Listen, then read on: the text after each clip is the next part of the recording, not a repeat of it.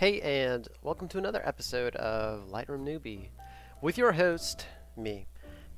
And today we will be editing a very cool looking beach photo from a Reddit user from Edit My Raw called Girthquakery. And I didn't know what a girthquake was until I Googled it. Now I know, and it makes a lot more sense. But this photo was taken from, as the title states, El Capitan State Beach. So without further ado, we're going to transform this photo into something a little bit more retro. Looks a lot like this. So let's get started. First thing we will do, start with the basic panel. And since we want to kind of get a very summery look to this photo, let's kind of raise the temperature just a bit, not too much, because we're going to be doing a little bit more edits down the road to kind of brighten this up. So we're just raising the temperature to a little bit more warm-ish look. Now for exposure, let's pull that up a bit. It's a bright summery day. Let's leave contrast alone. We will address that later. Highlights, pull that up a little bit. Same with shadows, same with whites. Same with blacks. We're just pulling all of this up, making it very, very bright. And along with a little bit of clarity, not too much. We don't want to give off too much of a fake look to the image. So basic is done. Wow, that was simple, right? Okay, now for the blacks, we are going to kind of make them a little bit faded looking, kind of like this is, you know, like in the old photos. So just give it a little bit of a contrasty curve. Oops, not too much. And we are done with the tone curve. Actually, and I'm going to skip all the way down to camera calibration now to adjust the blues, because we kind of want that old film teal looking blue color. So, and the way we get that is take the blue primary and pull that sucker down.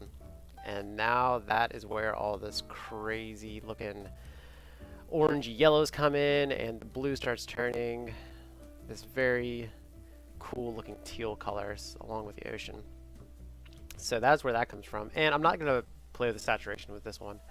I think it looks good right there. Okay, now let's go to the Hsl Color black and white. I don't know what this tab is called, to be honest. Color tab, call it that.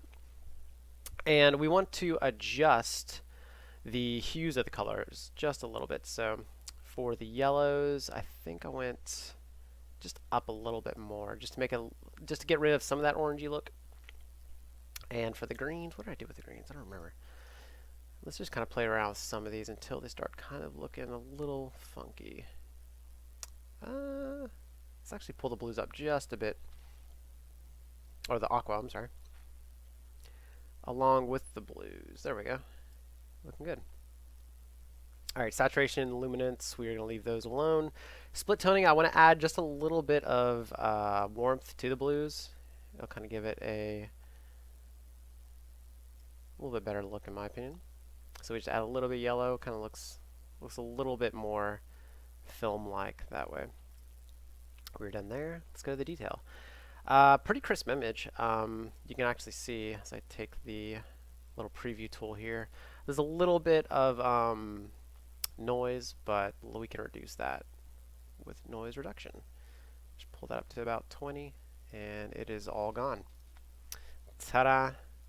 Lens correction, just enable, remove chromatic aberration. I don't think there was any on this image, to be honest, but you know, doesn't hurt.